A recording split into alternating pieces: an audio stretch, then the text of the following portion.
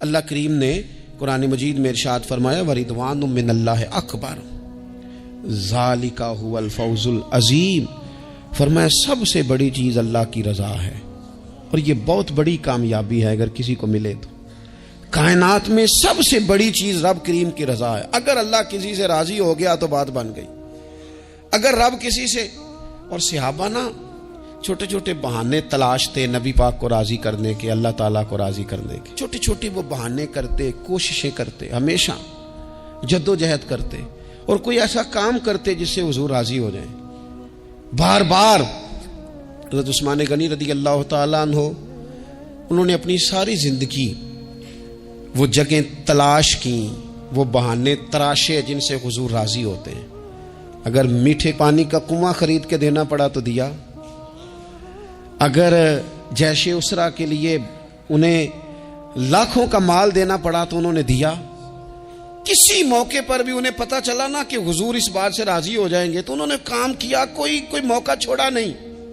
ایک دن حضرت ام سلمہ رضی اللہ تعالیٰ عنہ کہتی ہیں میرے گھر حضور کے قیام کی باری تھی تو انہوں نے میدے کا، کھجور کا خوبصورت سا حلوہ تیار کر کے بھیجا۔ انہیں پتا تھا آج حضور یہاں قیام کریں گے۔ نبی کریم تشریف لائے تو اس میں خوشبو بھی بڑی پیاری تھی، انہیں برتن میں ڈال کے دیا تو کریم فرمانے لگے کہاں سے آیا ہے؟ میں نے عرض کی حضور حضرت عثمان غنی نے بھیجا ہے۔ کہتے ہیں وہیں کھڑے کھڑے حضور نے ہاتھ اٹھائے اور اٹھا کے کہا اے اللہ، عثمان تجھے راضی کرنا چاہتا ہے، مہربانی کر عثمان سے راضی ہو جا۔ اس کی یہ کوشش، یہ جد و جہد، یہ ساری وَرِضْوَانٌ مِّنَ اللَّهِ اکبر، مالک یہ تیری رضا کے لیے ہے، وہ تیرے محبوب کریم کی خدمت تیری رضا کے لیے کرتا ہے، اس سے راضی ہو جا۔ حضرت عائشہ صدیقہ رضی اللہ تعالیٰ عنہ فرماتی ہیں ایک عورت تھی اور اسے نبی پاک صلی اللہ تعالیٰ علیہ وسلم نے نا وہ کلمہ پڑھ کے مسلمان ہوئی، مدینہ طیبہ آ گئی تو حضور نے مسجد نبوی شریف میں اس کے لیے مکان، ایک سادہ سا کمرہ ساتھ مسجد کے بنوا دیا، وہیں رہنے لگی۔ اکثر وہ سیدہ طیبہ کے پاس آتی تو حضرت عائشہ صدیقہ رضی اللہ تعالیٰ عنہ فرماتی ہیں وہ بڑی باتیں سناتی اور آخر میں کہتی وہ ہار والا دن بھی بڑا عجیب دن تھا، اور میرے رب کی قدرتوں کا دن تھا، وہ بھی بڑا عجیب دن تھا۔ سیدہ عائشہ صدیقہ رضی اللہ تعالیٰ عنہ ایک دن فرمانے لگی کہ تو ہار والے دن کا بڑا ذکر کرتی ہے، وہ کیا دن تھا؟ تو خاتون کہنے لگی اماں جی وہ دن تھا جب میرے رب پر بھروسہ اور مضبوط ہو گیا، جس دن میرا اپنے رب پر توکل اور بڑھا، میرے ایمان میں، یقین میں اور پختگی آئی۔ کہنے لگی میں ایک گھر کی کنیز تھی، نوکرانی تھی، اس گھر میں ایک بچی تھی جس کے پاس سونے چاندی ہیرے جواہرات کا ہار تھا۔ اس زمانے میں نا چمڑے کے اوپر لوگ ہیرے جواہرات لگاتے تھے، کئی دفعہ سرخ رنگ کے چمڑے پہ لگائے جاتے تھے، وہ بچی پہنتی تھی تو کہتی ہوں بچی کے اس نے اتار کے رکھا یا اس سے گرا وہ ہار تو چیل اسے اٹھا کے لے گئی گوشت سمجھ کے، اور میرے سامنے اٹھا کے لے گئی۔ گھر والوں نے مجھ سے پوچھا، یہ بخاری میں موجود ہے، گھر والوں نے پوچھا مجھ سے کہ وہ ہار کہاں ہے تو میں نے کہا چیل اٹھا کے لے گئی۔ گھر میں کچھ چوری ہو جائے تو سب سے پہلا الزام کس پہ لگتا ہے؟ ملازمین پہ۔ کہتے انہوں نے مجھے بڑا مارا، بڑی تکلیف تھی، حتیٰ کہ میری شرمگاہ تک کی تلاشی لی، میری عزت اتنی خراب کی میں بتا نہیں سکتی۔ میں نے اپنی زندگی میں ایک واقعہ دیکھا، ایک امیر گھر میں چوری ہو گئی، ملازم کو اتنا مارا کہ وہ چارپائی پہ پڑ گیا، پولیس والوں سے اتنی مار پروائی گئی کہ وہ بیچارہ چارپائی پہ پڑ گیا، اور پھر وہ اتنا بیمار ہوا اور کچھ دنوں کے بعد پتہ چل گیا کہ چور تو اپنا بیٹا ہے ان کا، پھر اس کا انتقال ہو گیا۔ اب وہ سیٹھ صاحب اور گھر والے آ کے نا مرنے والے کے کان میں معافیاں مانگ رہے ہیں، کان میں۔ تو میں نے ان سے پھر کہا تھا کہ یہ تو اب چلا گیا ہے، تمہارا زور چلتا تھا نا تو تم نے قانون خریدا اور تم نے اسے جتنا ہو سکا تم نے اسے مار پڑوائی، تمہارے پاس جو عدالتیں تھیں تم نے وہاں کارروائی کی، اب ایک عدالت قیامت کے دن لگے گی۔ یہ کمزور تھا نا، کچھ کر نہیں سکا۔ میرے نبی پاک صلی اللہ علیہ وسلم نے فرمایا سن لو، اگر سینگ والی بکری نے بغیر سینگ والی بکری کو تکلیف دی ہوگی نا تو قیامت کے دن اسے بھی بدلہ دینا پڑے گا کہ تیرے پاس سینگ تھے اور تو نے اسے مارا تھا۔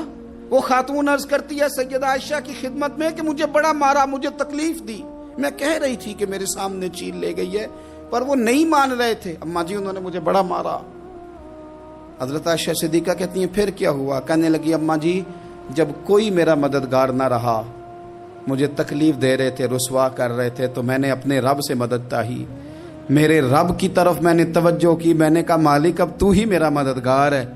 کہتی ہے وہ مجھے مار رہے تھے تو وہ چیل جو ہار لے گئی تھی وہی لے کے واپس آ گئی، اور ہمارے سروں کے قریب لا کے اس نے جب اس ہار کو پھینکا، وہ مجھے چھوڑ کے سائیڈ پہ ہوئے، وہ میری بے گناہی جان گئے۔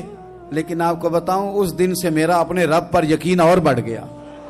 مجھے سمجھ آ گئی کہ جب انسان پورا ٹوٹ جاتا ہے اور جب کوئی چاروں جانب اس کا مددگار نہیں ہوتا تو رب تو ہوتا ہے نا، اللہ تو اس کا مددگار ہوتا ہے نا، وہ تو پھر اپنے اس بندے کی مدد کرتا ہے نا، پھر وہ تو توانائی دیتا ہے نا، وہ تنہا نہیں چھوڑتا، وہ تو آنسوؤں والوں کے آنسوؤں پہ بڑا کرم فرماتا ہے، وہ تو قسم پرسی میں آ جاتا ہے، اس کی رحمت بڑھ کے استقبال کر لیتی۔ پہلی امتوں کے آپ تذکرے پڑھ لیں، کتابوں میں موجود ہیں، سورہ آراف کو دیکھ لیں، اس میں بہت ساری چیزوں کا تذکرہ کر دیا گیا ہے، اور بھی قرآن مجید کی بے شمار صورتیں ہیں، آپ ان کو دیکھ لیں، اس پر غور کر لیں۔ جب قومیں نہیں مانتی تھی، انکار کرتی تھیں، تو اللہ تبارک و تعالیٰ انہیں تباہ کر دیتا تھا۔ بات نہیں مانی، ختم ہو گئی۔ ایک مقصد ہے نا جس کے لیے کسی چیز کو بنایا گیا ہے، تو مقصد تخلیق انسانیت کیا ہے کہ وما خلقت الجن والانس الا لیعبدون، جنوں اور انسانوں کو اللہ نے اپنی عبادت کے لیے پیدا کیا، اور ان کو جب عبادت کی دعوت دی گئی، جب انہیں پیغام دیا گیا اللہ تعالیٰ کی توحید کا، انہوں نے نہیں مانا، تو جس مقصد کے لیے بنایا تھا جب اس طرف ہی نہیں آئے۔ یہ پنکھا لگایا جاتا نا ہوا کے لیے، تو اگر پنکھا ہوا نہ دے تو اس کا کوئی چھت پہ کام ہے؟ اس کو اتار کے تو آپ سکریب والے کے پاس بھیج دیں گے، بھی ختم ہو گئی بات۔ تو مقصد جو تھا نا اللہ کی عبادت تھی، تو جب قومیں اللہ کی عبادت کی طرف نہیں آئیں تو اللہ نے انہیں تباہ کر دیا اور صفحہ ہستی سے مٹا دیا۔ اللہ تعالیٰ کے پیارے محبوب علیہ السلام نے کفار مکہ کو، قریش کو، عالم عرب کو، عالم انسانیت کو دعوت دی، وداعیا الی اللہ باذنہ وسراجا منیرا۔ اس منصب پر فائز ہو کر حضور نے دعوت دی۔ جب انہوں نے دعوت کا انکار کیا، حضور نے انہیں عذاب سے ڈرایا، اللہ کے عذاب سے، چونکہ حضور نذیر ہیں۔ انہوں نے یہ کہا کہ اگر آپ کہتے ہیں نا کہ ہم پر عذاب آئے گا تو پھر آپ وہ عذاب لے آئیں، ہم پہ آئے۔ جب کوئی آدمی منہ سے تباہی مانگے، جب کوئی شخص اپنے منہ سے یہ کہے کہ کر لیں جو ہوتا ہے معاذ اللہ، تو اگر تو سامنے والا کمزور ہو تو شاید وہ کچھ نہ کر سکے، لیکن یاد رکھنا کئی دفعہ کمزور ہوتا ہے تو کچھ نہیں کرتا، تو کئی دفعہ مہربان بڑا ہوتا ہے، رحمان اور رحیم کئی دفعہ کرم نوازی کرتا ہے۔ جب انہوں نے کہا نا کہ لائیں وہ عذاب ہے محبوب جس کا آپ وعدہ کرتے ہیں، تو اللہ نے کیا فرمایا؟ فرمایا وما کان اللہ لیعذبہم وانت فیہم۔ محبوب رب کی یہ شان ہی نہیں کہ انہیں عذاب دے، کیوں؟ اس لیے کہ آپ ان کے درمیان موجود ہیں۔ اے محبوب علیہ الصلوۃ والسلام، اللہ کی یہ شان نہیں کہ انہیں عذاب دے اس حال میں کہ آپ ان کے درمیان موجود ہیں۔ آپ میری بات کو سمجھیں گے، غور کریں گے کہ کافروں کے درمیان اگر حضور موجود ہوں تو عذاب نہیں آتا، تو قیامت میں جب حضور مومنوں کے بیچ موجود ہوں گے، مجھے کہہ لینے دو نا کہ اساں جے ہاں گناہیاں دا جدوں اعمال نامہ فرول ہوئے، پھر ذرے ذرے نے سامنے آ جانا ہے، جو جو منہ تھی بولیا بول ہوئے، اساں بھی کول حضور دے بیٹھ رہنا ہے، لکھ عمل ترکڑی تول ہوئے، او دے کولوں بھی رب نے حساب لینا ہے جیڑا بیٹھا ہی محمد دے کول ہو صلی اللہ تعالی علیہ وسلم، او دے کولوں بھی رب نے حساب لینا ہے جیڑا بیٹھا ہی محمد دے کول ہوئے، جس کو کہتے ہیں قیامت حشر، جس کا نام ہے، جس کو کہتے ہیں قیامت حشر، جس کا نام ہے۔ تیرے دیوانوں کے لیے وہ دن تو جشن عام ہے، زیارت ہوگی نا حضور کی، تیرے دیوانوں کے لیے وہ دن تو جشن۔ اور ایک شاعر نے اور بات کھول دی، کہنے لگا ہر نظر کانپ اٹھے گی محشر کے دن، خوف سے ہر کلیجہ دہل جائے گا، اچھا جی پھر کیا ہوگا؟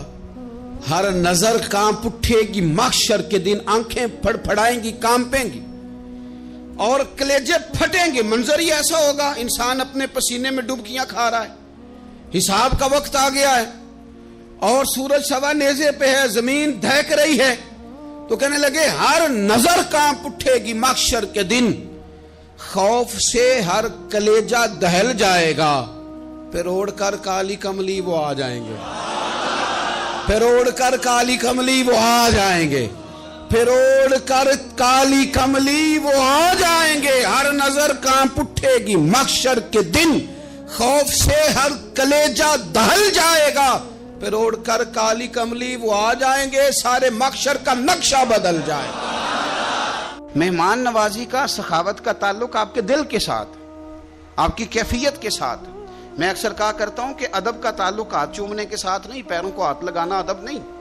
ادب جو کرتا ہے اس کا پتہ ہوتا ہے یہ ادب کر رہا ہے، اور جو ادب کی اداکاری کر رہا ہوتا ہے وہ سارا بھی جھک جائے تو ادب ہے۔ ادب کی اداکاری سے بندہ ادب والا نہیں بنتا۔ داتا صاحب کہتے ہیں سخی بن سخی، اور سخی دل کا ہوتا ہے، اور چونکہ داتا علی اجمیری عالم ہے نا، اس لیے بات جب بھی شروع کریں گے یا قرآن کی آیت پڑھیں گے یا مدینے والے کی حدیث بیان کریں گے۔ آپ ساری کشف المحجوب دیکھ لیں، ساری داتا صاحب قرآن و سنت سے اپنی بات شروع کرتے ہیں۔ پتہ نہیں کہاں سے آ گئے یہ لوگ جن کو کچھ بھی نہیں پتا، کوئی شے نہیں آتی، اور یہ لوگ جی درویش کامل ہے جی، ربنا آتینا دعا نہیں مانگ سکتا لیکن کامل درویش ہے۔ یہ درویشی کس چیز کا نام ہے؟ یہ کس قسم کی درویشی؟ تو داتا گنج بخش علی اجمیری نے حدیث لکھی ہے، نبی پاک صلی اللہ تعالی علیہ وسلم نے فرمایا سخی اللہ تعالیٰ سے بھی قریب ہے، جنت سے بھی قریب ہے، اور لوگوں کے بھی قریب ہے۔ اور حضور فرماتے ہیں یہ جو بخیل ہے نا، یہ اللہ سے بھی دور ہے، جنت سے بھی دور ہے، اور لوگوں سے بھی دور ہے۔ کیوں؟ اس لیے کہ سخاوت کرنے سے بندہ کسی کا حق ادا کرتا ہے، کسی کے قریب جاتا ہے، اور کنجوسی کرنے سے آپ یقین کریں کنجوسی تیزی سے پھیل گئی ہے۔ یعنی گھر کے اندر پیسے پڑے ہیں اور اپنے نے مانگ لیے ہیں، تو پہلا تبصرہ یہ ہے کہ یہ واپس کیسے کرے گا؟ یہ پتہ ہے کب بندے کا ذہن ہوتا ہے؟ جب بندہ اس لیے دیتا ہے کہ بندے کو دے رہا ہوں، اور جب ذہن یہ ہونا میں رب کی رضا کے لیے دے رہا ہوں، تو پھر بندہ ان چکروں میں نہیں پڑتا یہ واپس کرے گا کہ نہیں۔ اب تو لوگ خرچ نہیں کرتے، انویسٹ کرتے ہیں، اب انویسٹ کرتے ہیں۔ یہ ہماری شادیوں میں نا تحفہ نہیں ہوتا، انویسٹمنٹ ہوتی ہے۔ 1000 دے آؤ، وہ جب آئیں گے تو پھر انویسٹمنٹ ہو رہی ہے، معاذ اللہ انویسٹ کرتے ہیں۔ تحفہ تحائف آنا جانا لینا دینا یہ انویسٹمنٹ ہے، اتنے دو پھر اتنے وہ ہمیں واپس کرے گا، یہ درست نہیں ہے، بات کو سمجھیں۔ داتا صاحب فرماتے ہیں تو رب کی رضا کے لیے کر، اور فرمایا تو کر، میرا رب تجھ پہ بڑا فضل فرمائے گا۔ داتا صاحب نے لکھا ہے، کہتے ہیں حضرت عبداللہ ابن عمر رضی اللہ تعالیٰ عنہ فرماتے ہیں میں کسی سفر پہ جا رہا تھا تو مدینے سے باہر نکلا، صحرا کا علاقہ تھا، تو داتا صاحب فرماتے ہیں کہ حضرت عبداللہ ابن عمر کہتے ہیں میں نے صحرا میں ایک چرواہا بکریاں چراتے ہوئے دیکھا، بکریاں چرا رہا تھا۔ فرمانے لگے کہ میں نے بھی تھوڑی دیر وہاں رکنا تھا سستانے کے لیے، آرام کرنے کے لیے، وہاں میں بیٹھ گیا تو میں نے دیکھا کہ ایک کتا کہیں سے بھاگا بھاگا آیا، تو چرواہے نے نا اپنا کپڑا کھولا، ٹفن سمجھ لیں کھولا، اور اس میں سے ایک روٹی نکال کے کتے کو ڈالی۔ کتے نے کھائی اور پھر للچائی نظروں سے چرواہے کی طرف دیکھا، اس نے ایک روٹی اور نکال کے ڈال دی۔ کتے نے کھائی تو پھر للچائی نظروں سے دیکھا تو اس نے ایک روٹی اور نکال کے کتے کو دے دی۔ اب کتا سیر ہو کے چلا گیا۔ حضرت عبداللہ ابن عمر رضی اللہ تعالیٰ عنہ فرماتے ہیں میں قریب گیا اور میں نے جا کر اس چرواہے سے پوچھا، غریب آدمی سے، اجرت پہ کسی کی بکریاں چراتا ہے، تیرے پاس کتنی روٹیاں ہیں؟ کہنے لگا 3 ہی تھیں۔ وَيُؤْثِرُونَ عَلَىٰ أَنفُسِهِمْ وَلَوْ كَانَ بِهِمْ خَصَاصَةٌ۔ اللہ فرماتے ہیں بڑی شدید ضرورت بھی ہو تو پھر بھی اللہ کے بندے دوسروں کو ترجیح دے دیتے ہیں۔ تو حضرت عبداللہ ابن عمر رضی اللہ تعالیٰ عنہ فرماتے ہیں میں نے اسے کہا کہ تو نے 3 ہی دے دی، اب کیا کرو گے؟ کہنے لگا حضور یہ صحرا ہے، کتے صحرا میں نہیں ہوتے، کتے تو زیادہ تر آبادیوں کے قریب رہتے ہیں، یہاں کتے نہیں پائے جاتے۔ تو یہ مجھے دیکھ کے نا کہ میں بیٹھا ہوا ہوں تو یہ آیا تھا اس امید پر کہ کچھ ملے گا۔ تو حضور وہ بھوکا بھی تھا، میں نے ایک روٹی دی تو پھر لگا بھوکا ہے، دوسری دی تو پھر لگا بھوکا ہے، میں نے تینوں دے دی۔ اس بیچارے کو پتہ نہیں کو دے گا کہ نہیں دے گا، میں تو شام کو گھر جا کے کھا لوں گا۔ اس لیے میں نے اسے دے دی. مالاں والے سخی نہیں ہوندے تے سخیاں کول مال نہیں ہوندا. ایتھے اوتھے دوویں جہانی سخی کنگال نہیں ہوندا. حضرت عبداللہ ابن عمر کہتے ہیں میں جس سفر پہ جا رہا تھا وہاں سے میں واپس آ گیا. میں نے پتہ کیا کس کا غلام ہے. کہا فلاں بن فلاں کا. کہتے ہیں پہلے میں نے غلام خریدا, پھر وہ جتنی بکریاں تھی وہ ساری خریدی, پھر جس باڑے میں وہ بکریاں باندھتا تھا وہ بھی ساری خریدی. پھر شام کو میں اس سے ملا, میں نے بکریاں بھی اسے دے دی, باڑا بھی اسے دے دیا. تو وہ مجھے کہنے لگا حضور یہ کیا ہے؟ تو میں نے کہا تو نے سخاوت کی تھی نا, تو میرے رب نے تجھے انعام عطا فرمایا. اور داتا صاحب کہتے ہیں وہ سخی بڑا تھا, جناب نے اسے دیا, اس نے وہ بھی اللہ کے راستے میں خیرات کر دیا. اپنی زندگی میں دینے والا مزاج بنائیں. اب تو دوستیاں, یاریاں, تعلق, ناطے اس بنیاد پہ ہیں کہ نفع لے کیسے سکتے ہیں, سامنے والے کو استعمال کیسے کرنا ہے. یہ کمزور لوگوں کی علامت, یہ چھوٹے لوگوں کی علامت, بزدلوں کی علامت. دلیر لوگ جو ہوتے ہیں وہ نفع لیتے نہیں. خیر الناس من ینفع الناس. حضور نے فرمایا میں نے تو یہ قانون بنایا ہے کہ لوگوں میں سے بہتر وہ ہے جو نفع دے, کسی کو نفع دے. اور داتا صاحب اس سے آگے لکھتے ہیں, کہتے ہیں کہ حضرت حسن بن علی, امام حسن نواسہ رسول, جگر گوشہ بطول, کہتے ہیں ان کا ایک جاننے والا بندہ ان کے پاس بڑی دکھی حالت میں آیا اور آ کے رونے لگا. نے فرمایا کیا ہوا؟ عرض کی حضور 400 دینار کا قرضہ ہے, جن کے پیسے دینے ہیں وہ بڑا ستاتے ہیں, مہربانی کریں. حضرت امام حسن فوراً گئے اور 400 دینار لا کے دیا. بندہ پیسے لے کے چلا گیا. امام حسن گھر جا کے روئے, بڑے درد سے روئے, پھوٹ پھوٹ کے روئے. گھر والوں نے کہا حضور پیسے دیے, روتے کیوں ہیں؟ فرمانے لگے رو اس لیے رہا ہوں کہ وہ میرا جاننے والا تھا, اس بیچارے کو آ کے کہنا پڑا ہے کہ میں مجبور ہوں. میں جو اسے جانتا تھا تو مجھے جاننے والوں کا خود دھیان رکھنا چاہیے, مجھے خبر ہونی چاہیے تھی کہ آج کس کس جگہ ضرورت ہے. یہ کیا سخاوت ہوئی کہ کوئی دروازے پہ آ کے مانگے. ارأیت من اتخذ الہہ ہواہ, کیا آپ نے اس شخص کو دیکھا ہے جس نے اپنے نفس کی خواہش کو ہی اپنا خدا بنا لیا؟ ارأیت, کیا آپ نے دیکھا ہے من اتخذ الہہ ہواہ, اس شخص کو دیکھا ہے جس نے خواہش نفس کو ہی خدا مان لیا. نبی پاک صلی اللہ تعالی علیہ وسلم نے ارشاد فرمایا آسمان کے سائے کے نیچے اللہ کے سوا پوجے جانے والے معبودوں میں سے سب سے سنگین اللہ کے نزدیک وہ معبود ہے جو لوگ اپنے نفس کی خواہش کو معبود بنا کے پوجتے ہیں. رب کہتا ہے انہوں نے اللہ کے مقابلے میں معبود بنا لیا. کس کو؟ نفس کی خواہش کو. ایک طرف اللہ کا حکم ہے, ایک طرف نفس کی خواہش ہے. چلتے کس طرف ہیں؟ رب کہتا ہے انہوں نے نفس کی خواہش کو اپنا معبود بنا لیا, اللہ کا حکم نہیں مانتے. میں آپ سے ایک بات پوچھتا ہوں, جنازے کو بھی نماز ہی کہتے ہو نا, اس کا پورا نام کیا ہے؟ وہ بھی نماز ہے, اور فجر والی بھی نماز ہے. کتنا دوڑ رہا ہے بندہ, محلے کا ایک علاقے کا ایک بااثر آدمی انتقال کر گیا, دوڑ رہا ہے, چھٹی لی ہے, بھاگا آیا ہے, جلدی سے وضو کیا, جنازہ پڑھنا ہے. لمبا چوڑا رش ہو گیا, صفیں گنی نہیں جا رہی, سر گنے نہیں جا رہے. یہ کس لیے آئے؟ کہتے نماز پڑھنے ہیں جنازے کی. اگر تو آئے ہو نماز پڑھنے تو فجر بھی نماز ہی ہے, ظہر بھی نماز ہے, عصر بھی نماز ہے, مغرب عشاء بھی. اگر تو نماز پڑھنے آئے ہو تو بتاؤ یہ والی چھٹی تم نے 5 نمازوں میں کیوں نہیں لی؟ اگر تو آئے ہو نماز پڑھنے تو پھر بتلاؤ یہ والا اہتمام فجر میں کیوں نہیں ہوا؟ یہ تم نماز پڑھنے نہیں آئے, یہ ہم اللہ کے حضور حاضری دینے نہیں آئے. یہ وہ جو سیاسی رکھ رکھاؤ ہے, یہ جو ذاتی یہ نفس کی عبادت ہے, یہ اللہ کی عبادت نہیں ہے. یہ خواہش نفس کی تکمیل ہے. یہ رب کی عبادت, یہ تو اپنے خواہش کے پیچھے دوڑے آئے ہو. مجھے بتلاؤ نا.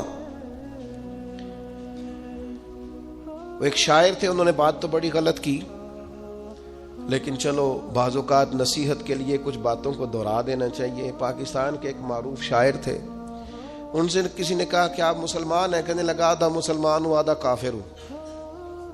اور کس طرح؟ کہنے لگا اسلام کے اندر خنزیر بھی حرام ہے اور شراب بھی حرام ہے, لیکن میں خنزیر نہیں کھاتا, شراب پی لیتا ہوں. معاذ اللہ ثم معاذ. کہنے لگا خنزیر سے مجھے نفرت ہے. شراب میں چھپ کے کہیں کونے میں جا کے پیتا ہوں تو آدھا مسلمان ہوا نا. کہ اگر تو میں دین کا حکم سمجھ کے نفرت کروں تو پھر جتنی خنزیر سے کروں اتنی شراب سے بھی کروں. تو کسی نے اس پر تنقید کرنی چاہی تو اس نے کہا ٹھہر جا ذرا سن. جس طرح شراب حرام ہے, جس طرح جوا حرام ہے, جس طرح خنزیر حرام ہے, ملاوٹ بھی تو اسی طرح ہی حرام ہے, حرام مال بھی تو اسی طرح ہی حرام ہے. یہ کیسی تمہارے نفس کی خواہش ہے کہ خنزیر نہیں کھاتے؟ کہتے ہیں کہ کسی علاقے میں ایک آفیسر تھا تو وہ سب حرام مال اکٹھا کرتا تھا, تو کوئی کسی کی ضرورت ہی نہیں تھی اس سے بات کرنے کی. تو ایک بوڑھی اماں تھی, وہ بڑی حق بات کہنے کا مزاج رکھتی تھی. تو ان کی مرغی مر گئی تو اس کے گلے پہ چھری چلا کے نا تو اس آفیسر کے گھر دے آئیں دیسی مرغی. تو وہ شام کو شکریہ ادا کرنے آ گیا. کہنے لگا اماں کمال کر دیا, دیسی مرغی تو کوئی کسی کو دیتا ہی نہیں. کہنے لگے بیٹے نہیں, کمال والی بات نہیں, مر گئی تھی. تو وہ ناراض ہو گیا, کہنے لگا مر گئی تھی تو میرے گھر کیوں دے دی؟ کہنے لگی سارا محلہ جانتا ہے تو سارا حرام کھاتا ہے. تو میں نے کہا یہ کروڑوں حرام کھا گیا تو کوئی مشکل نہیں, تو ایک مرغی سے کیا تکلیف دے گی؟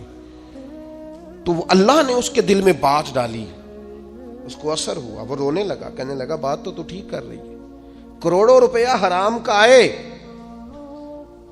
تو وہ چونکہ نفس پسند کر رہا ہے تو وہ ٹھیک ہے, اور ایک مرغی صرف چھری نہیں چل سکی مر گئی تو اس سے الٹی آ رہی ہے, کہہ رہی ہے کیا مطلب ہے اس کا؟ وہ ہمارے ایک دوست ہیں, وہ کہتے ہیں ہمارے زمانے میں لوگ اس طرح کے پرہیزگار ہیں کہ ایک شخص کو ایک نیا جوتا مل گیا کہیں گرا ہوا, اس نے اس کا مالک ڈھونڈنا شروع کیا. کسی کا نیا جوتا گر گیا سڑک پہ تو ڈھونڈتا رہا, ایک پیر تھا, ڈھونڈتا رہا وہ کس کا ہے بھائی, کس کا ہے.